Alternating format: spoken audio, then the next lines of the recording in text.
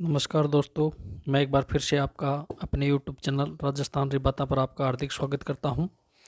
तो हमने रक्त परिसंचरण तंत्र को हमने कल की क्लास में पूरा कर लिया था और कल जैसा कि मैंने बताया था कि पाचन तंत्र का अध्ययन करेंगे।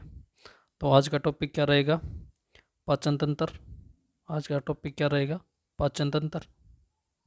ठीक है, इसको क्या बोलते हैं? Digestive system. क्या बोलेंगे? Digestive system. ठीक है, पाचन तंत्र की बात करेंगे। तो सबसे पहले तो आपको पाचन तंत्र की परिभाषा क्या होती है ना, उसको ध्यान में रखना। परिभाषा क्या है कि भोजन के जो जटिल अणु है ना, जटिल अणुओं को सरल अणुओं में तोड़ना ही क्या कहलाता है? पाचन। सरल अणुओं में तोड़ना क्या कहलाता है? पाचन। फिर ये पाचन होता कौन सी विधि के द्वारा है? एक विधि तो क्या है? यांत्रिक। यांत्रिक विधि, जैसे हम भोजन के टुकड़े को चबाकर छोटे छोटे टुकड़ों में करते हैं, ये तो क्या है? यांत्रिक विधि। और एक विधि है रासायनिक। रासायनिक विधि, रासायनिक विधि में एंजाइम आएंगे जो क्या करेंगे? भोजन का पाचन करवाने में क्या करेंगे? हमारी सहायता। तो याद रखना है जटिल अणुओं को सरल अणुओं में तोड़ना। और विधि कौन सी काम आएगी? यांत्रिक और रासायनिक। तो इसकी परिभाषा क्या हो जाएगी? यांत्रिक विधि। एक तो कौन सी विधि है? यांत्रिक विधि। यांत्रिक विधि व और कौन सी? रासायनिक विधि। रासायनिक विधि, रासायनिक विधि द्वारा क्या भोजन के जटिल अणुओं को किस में तोड़ना? जटिल अणुओं को सरल अणुओं में तोड़ना क्या कहलाता है? पाचन। जटिल अणुओं को सरल अणुओं में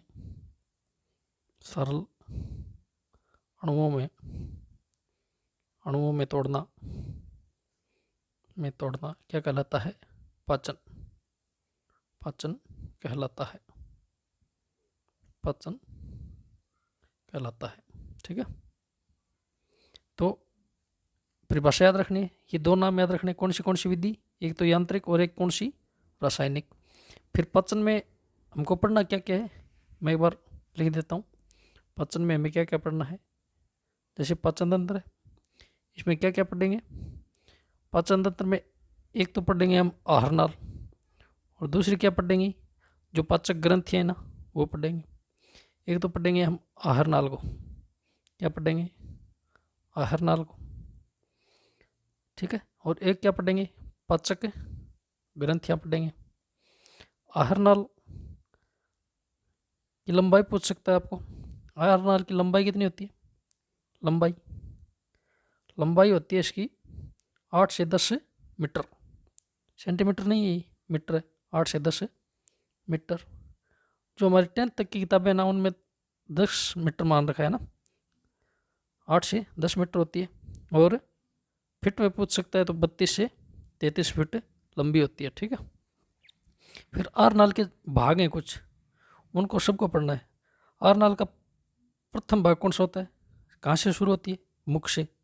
मुख के बाद क्या आएगा? मुख गुहा। मुख गुहा आएगी। मुख गुहा के बाद क्या आएगा? गर्सनी आएगी। और गर्सनी के बाद क्या आएगा? गर्शिका। यहाँ भोजन जाएगा सभी जगह, पहले मुख में आ जाएगा, फिर मुख गुहा में, फिर गर्सनी में, फिर गर्शिका। गर्शिका के बाद कहाँ जाएगा भोजन? अमाशय में। कहाँ जाएगा? अमाशय में। अमाशय से कहाँ जाएगा? छोटी आंत में। छोटी आंत में।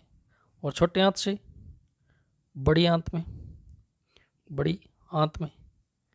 और लास्ट में गुद्दा द्वारा क्या बाहर निकल जाएगा। ठीक है, गुद्दा। ये किसके भाग हैं? आहार नाल के। इन सभी की बातें करनी।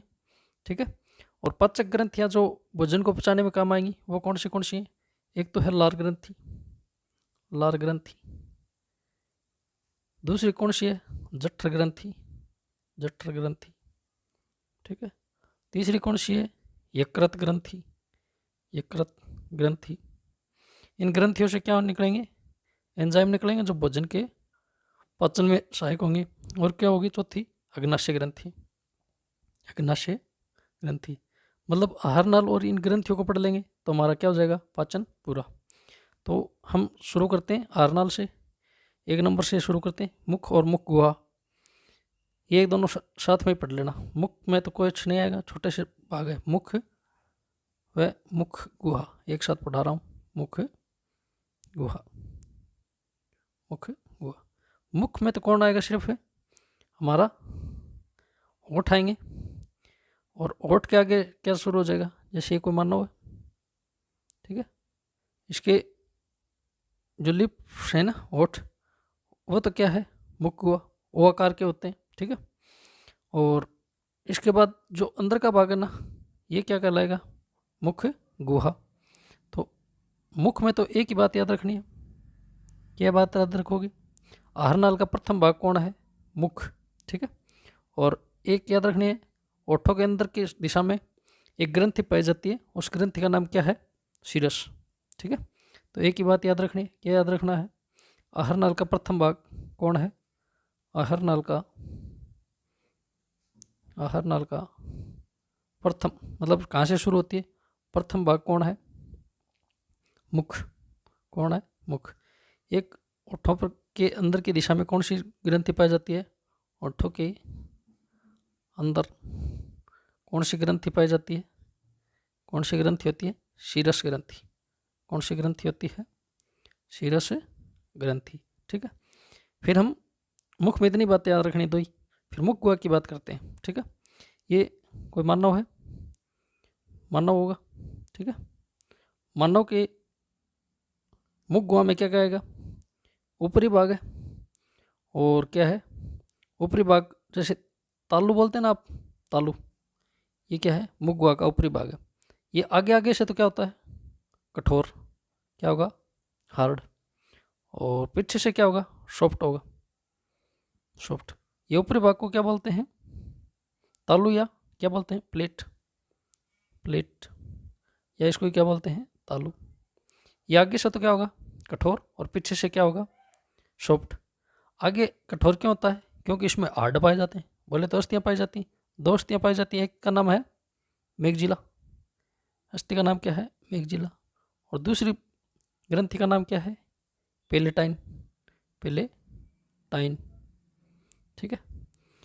फिर सॉफ्ट भाग में अस्थियाँ नहीं होती, और सॉफ्ट भाग के अंत में एक अंगुलीनुमा संरचना होती है, लास्ट के तालू के अंदर आपने देखा होगा एक ऐसी संरचना लटकी रहती है, इसका नाम क्या है, इसका नाम बोलते हैं यूला। क्या नाम बोलते हैं इसको, यूला, ठीक है। यूला बोल सकते हो, या इसका एक 9th क्लास में किताब नाम दे रखा है, बिलम पेलेटाई, ये नाम याद रखना है, बिलम पेलेटाई, ठीक है।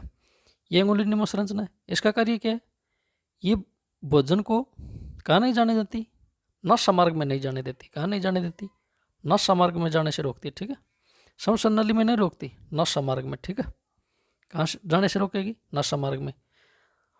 वो आगे आएगा कौन सा, जो श्वसन नली में जाने से रोकता है, वो बाद में बात करेंगे। लेकिन बिलम पेटाई या यूबुला क्या काम करती है, नसा मार्ग में जाने से रोकती है। फिर एक हार्ड प्लेट में एक अंग होता है जिसका नाम है जैकोब्सन, जैकोब्सन, ठीक है। ये हमारे में नहीं पाया जाता, मानव में नहीं पाया जाता, ये कुछ प्राणियों में पाया जाता है, जो क्या काम करता है, गंध का ज्ञान करवाता है, ठीक है। आपको सीधा पूछ सकता है जैकोब्सन अंग का संबंध है किससे, गंध से, ठीक है। इतनी बातें याद रखनी। देखो क्या बताया कि मुख गुहा है, मुख गुहा का, मुख गुहा का ऊपरी भाग, ऊपरी भाग क्या होता है, प्लेट, या इसको क्या बोलते हैं, क्या बोलते हैं, क्या होता है, प्लेट, या इसको क्या बोलते हैं, तालू, तालू कहते हैं। तालू को कितने भागों में बांटा, 2। आगे वाले भाग को क्या बोलते हैं, हार्ड प्लेट या कठोर तालू, क्या बोलेंगे, hard plate, hard plate, hard plate. और दूसरा भाग क्या है, सॉफ्ट प्लेट या कोमल तालू, ठीक है। हार्ड प्लेट में 2 अस्थियाँ पाई जाती हैं, कौन सी अस्थि पाई जाती है, 2 अस्थि, कौन सी, एक का नाम है मेघजिला, एक अस्थि का नाम क्या है, मेघजिला, और दूसरी अस्थि का नाम क्या है, पेलेटाइन, क्या नाम है, पेलेटाइन। ठीक है, फिर क्या होता है, हार्ड प्लेट में एक जो जैकोब्सन अंग होता है वो क्या करता है, गंध का ज्ञान करवाता है। ये जैकोब्सन अंग पाया कौन से जंतु में जाता है, रेप्टिलिया में, मनुष्य में नहीं पाया जाता। तो क्या लिखना है, हार्ड प्लेट में, हार्ड प्लेट में जैकोब्सन अंग, कौन सा अंग, जैकोब्सन अंग पाया जाता है। जैकोब्सन अंग होता है, अंग पाया जाता है जो क्या करता है, रेप्टिलिया वर्ग में, रेप्टिलिया वर्ग के जंतुओं में क्या करवाता है, गंध का ज्ञान, जंतुओं में गंध का ज्ञान करवाता है। मनुष्य में गंध का ज्ञान नाक से होता है, वो आगे आएगा तब बताएंगे, संस्करण में बताएंगे, करवाता है। ठीक है, फिर एक और क्या बात बताई कि सॉफ्ट प्लेट के अंत में एक अंगुलीनुमा संरचना होती है जिसका नाम क्या है, विलम पेल्टाई या यूला। सॉफ्ट प्लेट के या कोमल तालु के पीछे की ओर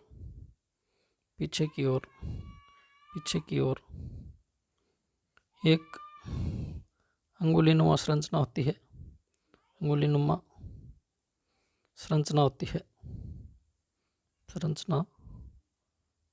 है जो जिसे क्या बोलते हैं, जिसे यूला या इसको क्या बोलते हैं, विलम पेलेटाई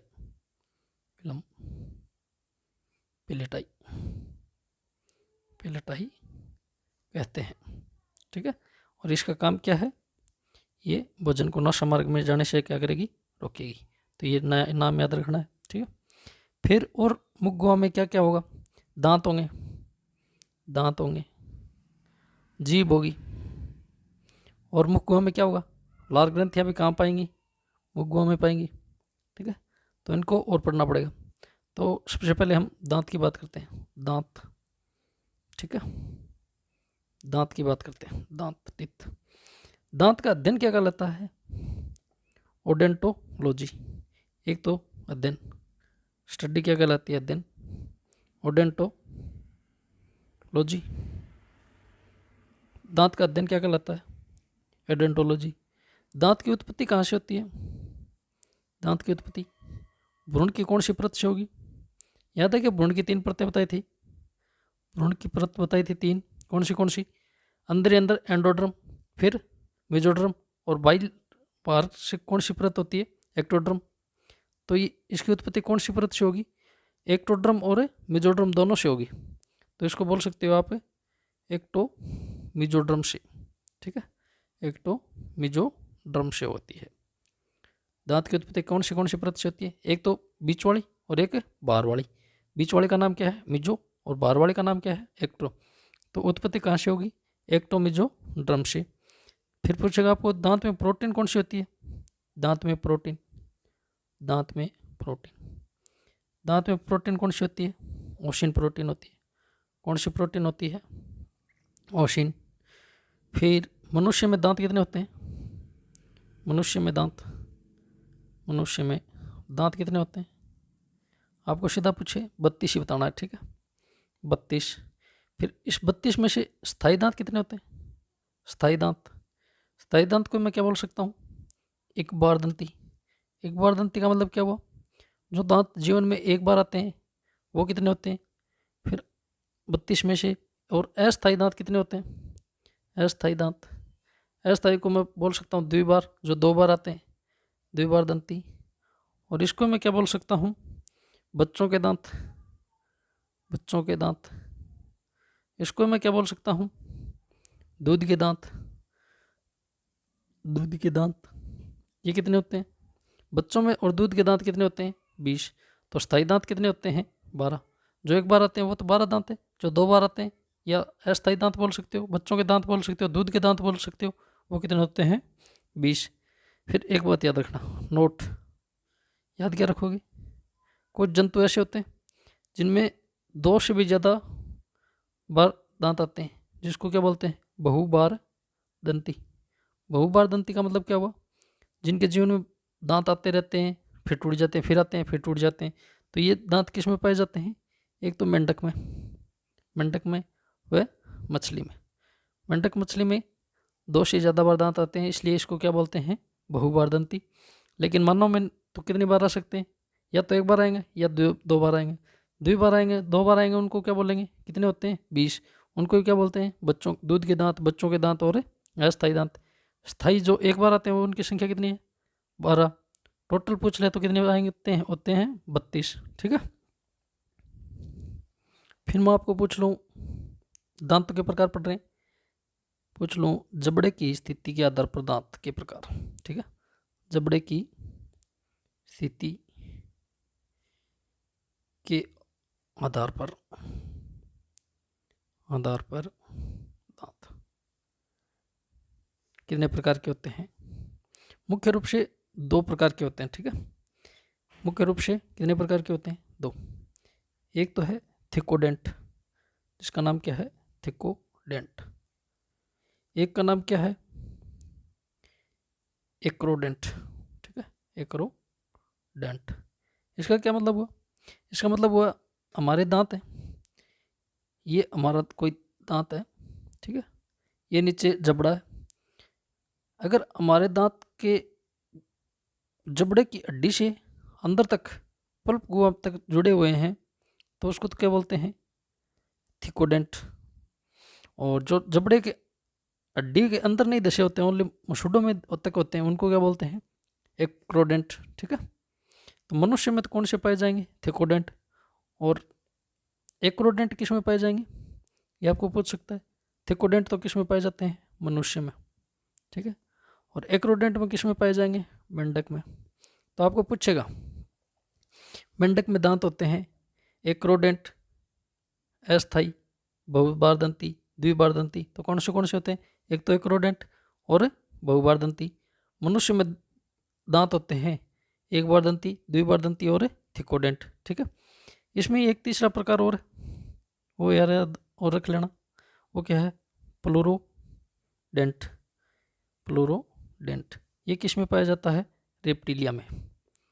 रेप्टिलिया वर्ग में। रेप्टिलिया वर्ग में। रेप्टिलिया में कौन आते हैं? सांप, मगरमच्छ, घड़ियाल, बताया था ना। ठीक है, तो ये तो क्या हो गए? जबड़े की स्थिति के आधार पर।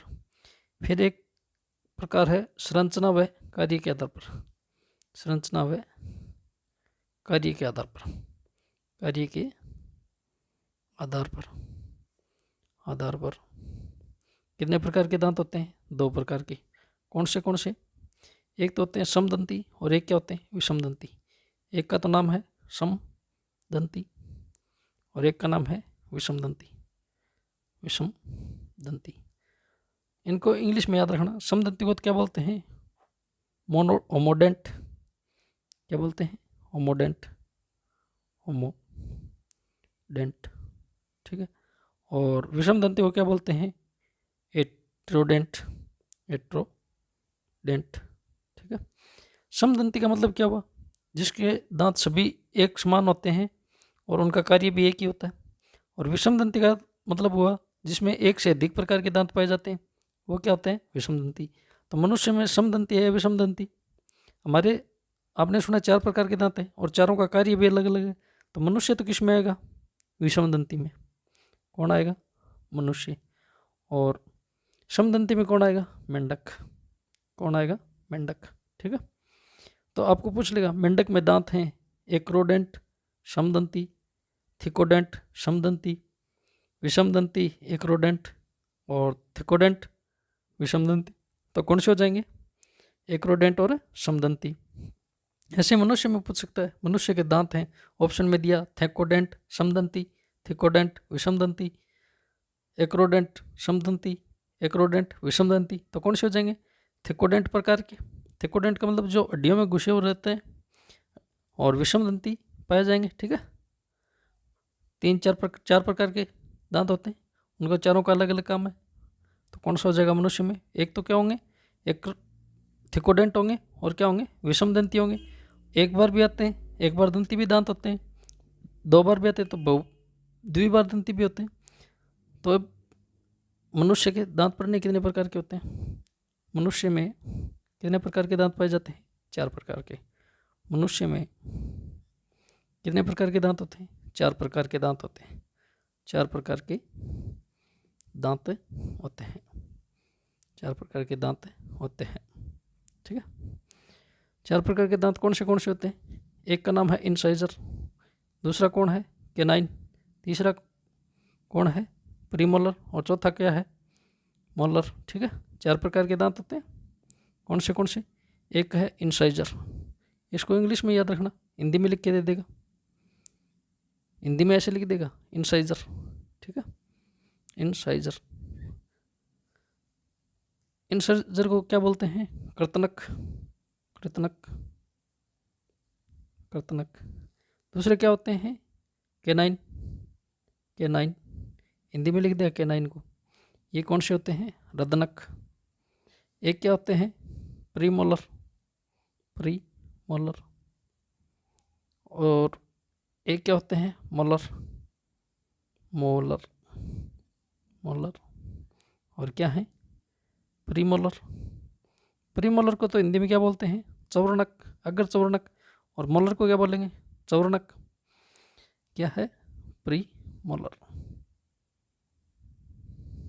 प्रीमोलर को क्या बोलते हैं? चौवर्णक, अग्र चौवर्णक। आगे होते हैं तो इसलिए इसको क्या बोलते हैं? अग्र चौवर्णक, अग्र चौवर्णक। और मोलर को क्या बोलते हैं? चौवर्णक, चौवर्णक। इनका कार्य क्या होता है? भाई इंसाइजर दांत है, इनका काम तो क्या होता है?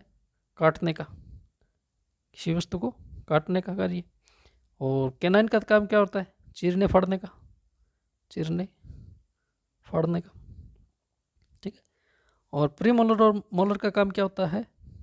चबाने का। ठीक है, क्या होता है? चबाने का। फिर पूछ लेगा इंसाइजर दांत कितने होते हैं, कैनाइन कितने होते हैं, प्रीमोलर कितने होते हैं और मोलर कितने होते हैं? तो इसका एक सूत्र होता है। क्या सूत्र होता है? वयस्क अवस्था में, वयस्क मनुष्य में, वयस्क मनुष्य का दंत सूत्र, दंत सूत्र क्या याद रखना है? 21-23 बट्टा 21-23, 21-23 बट्टा 21-23 इंटू 2। ये देखो, 2 ऊपर 2 नीचे, और इसको गुणा किससे करना है? 2 से। तो ऊपर कितने हो गए? 4, नीचे भी कितने हो गए? 4। ये कौन से दांत हैं? इंसाइजर। ये कौन से हैं? कैनाइन। ये कौन से हैं? प्रीमोलर। और ये कौन से हैं? मोलर। तो इससे संख्या निकाल सकते हो ना। इंसाइजर की संख्या कितनी आएगी? 4 ऊपर और 4 है नीचे, तो कितने हो गए? 8। फिर ऐसे ही आपको पूछ ले कैनाइन कितने होते हैं? 2 ऊपर और 2 नीचे, कितने हो गए? 4। इनको गुणा करना है 2 से, ठीक है ना। और फिर पूछ ले आपको प्रीमोलर कितने होते हैं? 4 ऊपर 4 नीचे, कितने हो गए? 8। और मोलर कितने होते हैं? 6 ऊपर 6 नीचे, कितने होते हैं? 12। ठीक है, इनकी संख्या आप इस सूत्र से देख सकते हो। ठीक है, फिर एक बात याद और रखनी, मोलर का जो अंतिम जोड़ी दांत है उसको क्या बोलते हैं? अक्कल दांत। अक्कल जाड़ नाम सुना है? हाँ, वो भी बोलता है अक्कल दांत। क्या होता है? मोलर का अंतिम जोड़ी दांत, अंतिम जोड़ी दांत क्या कहलाता है? अक्कल दांत। क्या कहलाता है? अक्कल दांत, अक्कल दांत।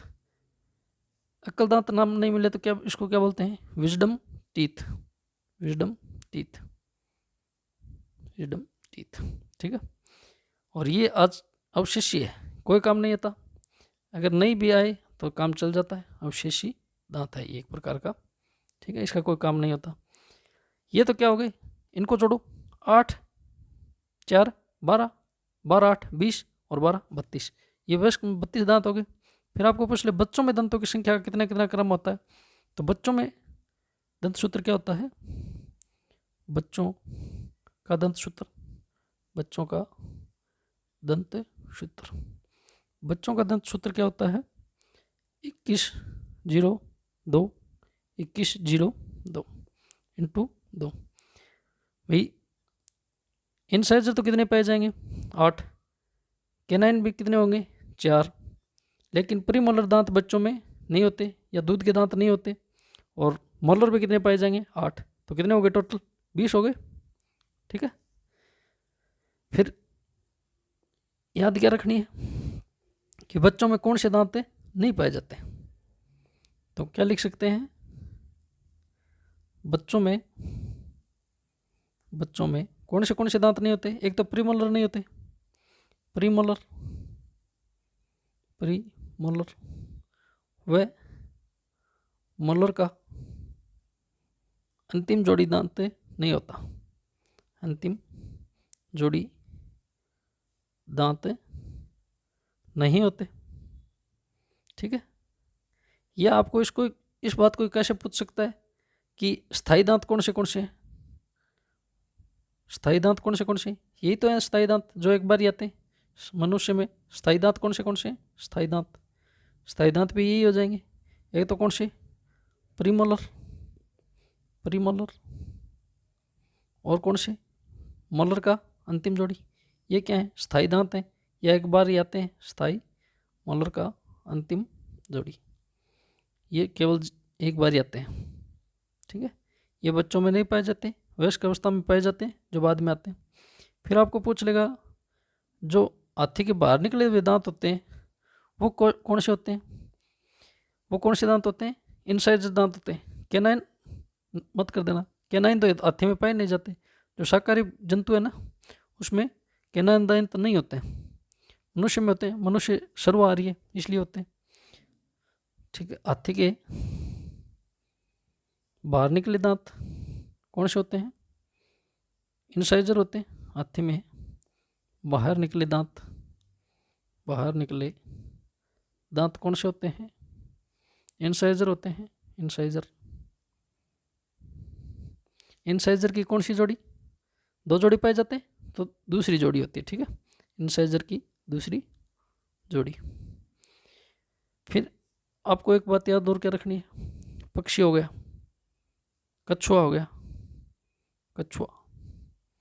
और हिप्पोकैम्पस नाम सुना है? हिप्पोकैम्पस को क्या बोलते हैं? समुद्री घोड़ा। एक मछली होती है जिसके गर्दन के आकार किसके समान होती है? घोड़े के समान, इसलिए इसको क्या बोलते हैं? समुद्री घोड़ा। इनमें क्या होता है? दांत नहीं पाए जाते। इनमें दांत क्या होते हैं? दांत अनुपस्थित होते हैं, दांत नहीं होते। ठीक है, अनुपस्थित। फिर और क्या बात याद रखनी है? एक बात याद रखनी है, शाकाहारी जंतुओं में कौन से दांत नहीं होते? कैनाइन दांत नहीं होते। जंतुओं में रदनक बोल दो, कैनाइन बोल दो, रदनक दांत नहीं होते। ठीक है, आगे देखो दांत की संरचना कैसी होती है। दांत की संरचना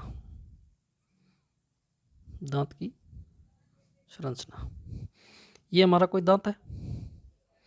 ठीक है, इस दांत में क्या होता है?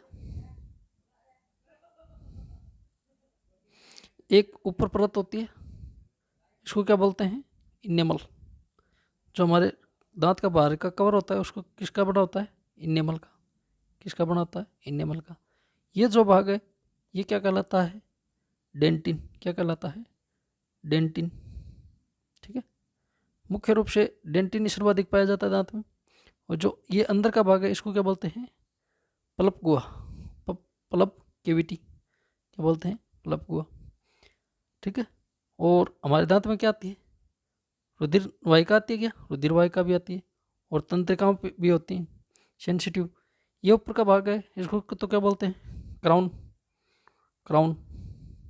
क्राउन जो मसूड़ों से बाहर दिखाई देता है उसको क्या बोलते हैं? क्राउन। यहाँ तक बाहर दिखाई देगा, और जो मसूड़ों के अंदर होगा ना उसको क्या बोलेंगे? नेक। क्या बोलेंगे? नेक। और जो हड्डी से जुड़ा रहेगा उसको क्या बोलेंगे? उसको बोलेंगे रूट। क्या बोलेंगे? रूट, जड़। ठीक है, ये तो क्या है? रुधिर वाहिका। रुधिर वाहिका जुड़ी रहती है दांत से, मतलब ब्लड भी आता है रुधिर में। और क्या होती है, तंत्रिका, तंत्रिका कुछ भी जुड़ी रहती है, ठीक है। जो बाहर का कवर होता है उसको क्या बोलते हैं, इनेमल। और जो दांत किसका बना होता है, डेंटिन का। दांत में 80% तक क्या होता है, डेंटिन होता है। और जो अंदर होता है उस अंदर किस को क्या बोलते हैं, पल्प गुहा। जो हमारे उसमें तंत्रिका और रुधिर वाहिका आती है, जो किससे जुड़ा रहता है, हमारी जबड़े की हड्डी से जुड़ा रहता है। जबड़े की हड्डी से जुड़े हुए भाग को क्या बोलते हैं, रूट। जो हमारे मसूड़ों में उसको क्या बोलेंगे, नेक। और जो मसूड़ों से बाहर दिखाई देता है उसको क्या बोलते हैं, क्राउन। फिर इसमें से आपको एक इनेमल ध्यान रखना।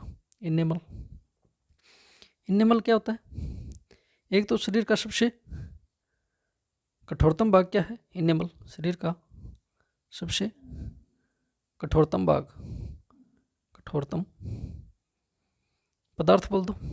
कठोरतम पदार्थ क्या है, इनेमल, ठीक है। और क्या याद रखना है, इनेमल किसका बना होता है, मुख्यतः मुख्यतः किसका बना होता है, कैल्शियम फॉस्फेट का। कैल्शियम फॉस्फेट का बना होता है, ठीक है, फॉस्फेट का। कैल्शियम फॉस्फेट क्या होता है, Ca2PO4 का और ट्वाइस। ये क्या है, कैल्शियम फॉस्फेट। कैल्शियम फॉस्फेट का कौन बना होता है, इनेमल। और याद ये रखना है, इनेमल बनाने वाली कोशिका कौन सी है, बनाने वाली कोशिका कौन सी है, इनेमल का निर्माण कौन सी कोशिका में होता है, इसको बोलते हैं एमाइलोब्लास्ट। क्या याद रखना है, एमाइलोब्लास्ट। आपको पूछ ले हमारा दांत मुख्य रूप से किसका बना होता है, तो कैल्शियम फॉस्फेट मत बताना। अगर डेंटिन ऑप्शन में है तो डेंटिन बताना, क्योंकि ज़्यादातर दांत में क्या होता है, डेंटिन होता है। तो डेंटिन को याद रखना, डेंटिन। डेंटिन, डेंटिन में क्या याद रखोगे, दांत मुख्यतः किसका बना होता है, डेंटिन का। मुख्यतः डेंटिन का बना होता है, डेंटिन का बना होता है, बना होता है। और डेंटिन बनाने वाली कोशिका कौन सी है, डेंटिन बनाने वाली कोशिका का क्या नाम बोलते हैं, ओडेंटो, ओडेंटोब्लास्ट, ओडेंटोब्लास्ट, ओडेंटोब्लास्ट। और इनेमल बनाने वाली कोशिका कौन सी है, एमाइलोब्लास्ट। फिर एक नाम है पल्प गुहा, पल्प गुहा। पल्प गुहा कितने प्रकार की होती है, 2 प्रकार की। एक तो जिसको बोलते हैं खुली पल्प गुहा, एक क्या होती है, बंद पल्प गुहा। खुली पल्प गुहा का मतलब क्या हुआ, जिनमें लगातार दांत वृद्धि करते रहते हैं। और बंद पल्प गुहा का मतलब क्या है, जिनमें दांतों की वृद्धि नहीं होती। मनुष्य के दांत बढ़ते हैं क्या, नहीं बढ़ते, एक समय बाद अपने आप रुक जाते हैं। तो मनुष्य में तो कौन सी पल्प कैविटी पाई जाती है, बंद पल्प कैविटी। खुली पल्प कैविटी किस में पाई जाएगी, खुली पल्प गुहा किस में पाई जाएगी, जिनमें दांतों की लगातार वृद्धि होती रहती है, जैसे गिलहरी है, गिलहरी। और क्या है, चूहा, चूहा, खरगोश, खरगोश। इनमें क्या होता है, लगातार दांत में वृद्धि होती है। तो चूहा दांतों को, किसी वस्तु को काट के क्या करता है, दांत घिसते रहता है। अगर ये दांत नहीं घसे तो नीचे वाले दांत ऊपर के जबड़े से पार हो जाएंगे और मृत्यु हो सकती है, ठीक है। तो हमने मुख गुहा में दांत की बात कर ली। दांत के अलावा मुख गुहा में क्या मिलेगा, जीभ मिलेगी। जीभ की बातें और करते हैं। जीभ में 2-3 बातें याद रखनी। जीभ, जीभ में आपको पूछ लो जीभ क्या है, तो जीभ क्या है, एक पेशी अंग है, क्योंकि एक मांसपेशियों से बना होता है। ये क्या है, जीभ एक पेशी अंग है। क्या है, पेशी अंग है। जीभ में कौन सी पेशी को होती है, रेखित पेशी, याद है क्या, पीछे पेशियां बताई थी, रेखित पेशी या ऐच्छिक पेशी। ऐच्छिक पेशी होती है जीभ में, ठीक है। अपनी इच्छा से जीभ को हिला सकते हो ना, तो मतलब कौन सी होगी, ऐच्छिक पेशी। और किसकी बनी होती है, पेशियों की बनी होती है, इसलिए इसको क्या बोलते हैं, ऐच्छिक पेशी या जीभ की पेशी होती है, रेखित पेशी या ऐच्छिक पेशी होती है। जीभ किससे जुड़ी होती है, जीभ पीछे की ओर, पीछे की ओर किससे जुड़ी रहती है, आयोड बोन, मतलब आयोड नाम की हड्डी होती है, उससे जुड़ी रहती है। किससे जुड़ी रहती है, आयोड बोन से जुड़ी रहती है, से जुड़ी रहती है, ठीक है। और जीभ हमारे मुख गुहा में नीचे नीचे की सतह को क्या बोलते हैं? अधर सतह। अधर सतह से किससे जुड़ी रहती है? जीभ मुख गुहा में अधर सतह से, अधर सतह बोले तो नीचे की तरफ, अधर सतह से। जीभ को ऊपर करोगे नीचे एक मांसपेशियां सी दिखाई देंगी, उसका नाम क्या है? उसका नाम है फ्रेनोलम लिग्वी। क्या नाम है? फ्रेनोलम लिग्वी। किसके द्वारा जुड़ी रहती है? फ्रेनोलम लिग्वी। ये नाम याद रखना, फ्रेनोलम लिग्वी द्वारा जुड़ी होती है, द्वारा जुड़ी होती है। ठीक है, फिर और क्या होता है जीभ में? जीभ में 9 से 10,000 क्या होती हैं? स्वाद कलिकाएं होती हैं। क्या होती हैं? स्वाद कलिकाएं। स्वाद कलिकाएं, कलिकाएं जो हमें स्वाद का ज्ञान करवाती हैं। जीभ कहाँ कहाँ से कौन सा स्वाद करवाती है? ये जीभ का अग्र भाग है। ठीक है, अग्र भाग में कौन सा टेस्ट का पता चलता है? मीठा या मीठे का पता कौन से भाग में चलेगा? अग्र। और जो साइड की सतह है ना, साइड में, उसमें किसका पता चलता है? खट्टे का, खट्टे का। और बीच में कौन सा पता चलता है? नमकीन का, नमकीन का। और पीछे के जो अधिकतर भाग बच गया उसमें किसका पता चलता है? कड़वा का, कड़वा। ठीक है, तो 4 प्रकार के टेस्ट हमें बता देगी कि मीठा है तो कौन सा भाग बताएगा? अगले वाला भाग। खट्टा है तो साइड से, नमकीन है तो बीच से, और कड़वा है तो पीछे से। ये पता चलता है जीभ में। और जीभ का कार्य क्या क्या होता है?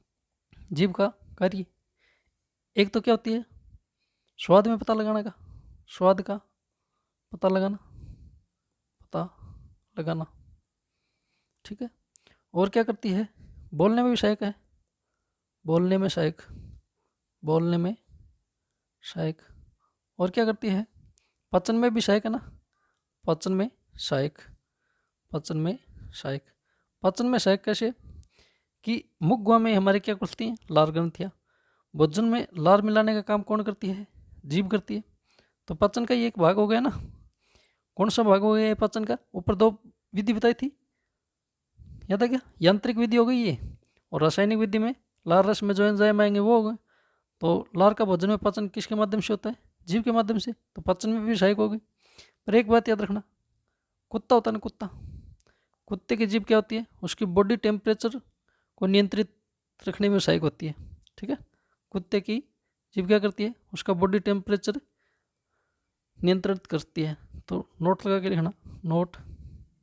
कुत्ते की जीभ, कुत्ते की जीभ, कुत्ते की जीभ, कुत्ते की जीभ उसके शरीर का, उसके शरीर का, शरीर की ताप नियंत्रण में, नियंत्रण में सहायक है, सहायक है। भाई आपने गर्मियों में देखा होगा कुत्ता जीभ बाहर निकाला ही रखता है। वो बॉडी टेम्परेचर को मेंटेन रखने के लिए या नियंत्रित करने के लिए निकाल सकता है। अगर कुत्ते की जीभ काट दिया जाए ना तो कुत्ता मरेगा, वो सर्वाइव नहीं कर पाएगा वातावरण में। और मनुष्य की जीभ काट दे तो मनुष्य नहीं मरेगा, बोल ही नहीं सकता बस। ठीक है, ये बात याद रखना। और जीभ में क्या क्या बात याद रखोगे? कि स्वाद का पता लगाता है, मेन बात तो यही है। फ्रेन्युलम भी अदर गुहा में किसके द्वारा जुड़ी होती है? अदर सतह से, फ्रेन्युलम लिग्वी। और पीछे कौन सी हड्डी से जुड़ी रहती है? आयोड बोन। 2 ही बातें याद रखना। ठीक है, तो हमारे मुख गुहा में क्या क्या पढ़ लिया? दांत पढ़ लिया, और क्या पढ़ ली? जीभ पढ़ ली। ठीक है, तो और क्या बच गया? और बच गया लार ग्रंथि, लार ग्रंथि। लार ग्रंथि की बात करेंगे हम अपनी अगली क्लास में। तो आज के लिए इतना ही, धन्यवाद।